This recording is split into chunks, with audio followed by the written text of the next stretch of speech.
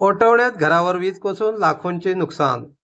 रात्री गडगडाटासह पडलेल्या पावसात ओटवणे येथील रहिवाशी सुनीता सुरेश बुराण यांच्या घरावर वीज पडून घराचे मोठे नुकसान झाले। यात सुनीता बुराण आणि सुवर्णा नारायण बुराण यांचे लाखो रुपयाचे नुकसान झाले आहे। ही घटना शनिवारी मध्यरात्रीच्या सुमारास घडली। रात्रीच्या वेळी सर्व झोपले असताना अचानक झालेल्या गडगडाटामुळे वीज कडाडली। त्याचा मोठा आवाज होऊन घरात अचानक मोठा प्रकाश पडला।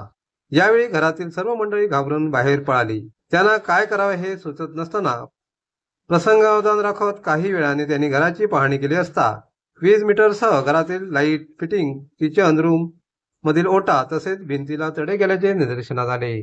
या दोन्ही कुटुंबाचे लाखो रुपयांचे नुकसान झाले। या घटनेचे गांभीर्य पाहता केवळ दैवत्य बलात्कार म्हणून सर्व यातून वाचले। दरम्यान घराला लागून बाजूला राहणारे त्याचे पुतणे धावून आले। त्यांनी घाबरलेल्या सुनीता बुराण आणि घरातील सर्वांना धीर दिला। याच घरात राहणाऱ्या त्याच्या जाऊ सुवर्णा नारायण बुराण यांनाही याचा फटका बसला। त्या राहत असलेल्या याच घराच्या मुख्य दरवाजाचे उघडे तुटले, त्यामुळे त्यांचे मोठे नुकसान झाले।